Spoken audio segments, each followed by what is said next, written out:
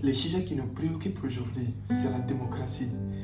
Et ce n'est pas le jour du vote qui fait la démocratie, mais le respect des règles, notamment l'organisation d'élections libres et transparentes, la participation des citoyens dans la gestion des choses publiques et la séparation des trois pouvoirs, législatif, exécutif et judiciaire, le respect des droits de l'homme et la justice, la garantie d'une liberté d'expression et d'opinion de chaque individu. Tout État qui ne respecte pas ces critères n'a point de démocratie. La démocratie est apparue dans la cité grecque en 460 avant Jésus-Christ. Un idéal fondé sur la souveraineté du peuple, un rêve de liberté, d'égalité et de justice. Mais aujourd'hui, ces rêves semblent être vidés de son sens pour ne devenir qu'un simple cérémonial vidé, côté de substances, trahi par sa propre garant. On nous a dit votez, vous serez libre. On nous a dit la démocratie c'est le pouvoir du peuple, par le peuple et pour le peuple. On nous a dit la démocratie c'est le sésame de la prospérité. Mais aujourd'hui, je vous pose cette question avec toute la gravité qu'elle mérite. Sommes-nous réellement les maîtres de nos destins ou des simples spectateurs démocratiques au décor emprunté? Nous avons beaucoup d'exemples. En 2010, la Côte d'Ivoire a reçu 252 millions d'euros pour organiser des élections. Résultat, un président en défiant la Constitution pour un troisième mandat.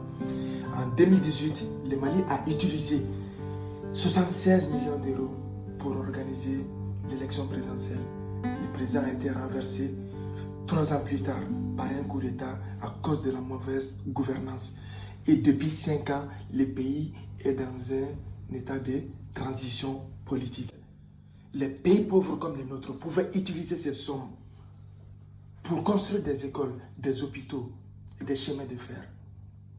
Mais utiliser ces sommes pour deviner pour des élections dont les résultats sont connus en avance. Alors, à quoi sert une démocratie où le vainqueur est connu en avance? À quoi sert une démocratie où les urnes sont pleines de bulletins mais vides d'espoir? Malgré les élections et malgré les coups d'État, toujours les mêmes mots: pauvreté, insécurité, chômage, corruption et la famine. Alors oui, il est temps de dire assez. Assez pour la corruption. Assez de cette démocratie spectacle. Assez de cette démocratie de façade. Assez de cette démocratie législative. Ce que nous voulons et ce que nous méritons, c'est une démocratie de vérité. Et cette vérité, ça ne vient pas ni d'Europe, ni d'Amérique. Elle viendra de nous, de notre courage à inventer notre propre voie. La démocratie ne doit pas être un prêt à porter. Elle doit être une œuvre surmesurée. Avant la colonisation, nous avions nos propres formes d'organisation basées sur le dialogue, le consensus et la cohésion sociale. Pourquoi les avoir abandonnés?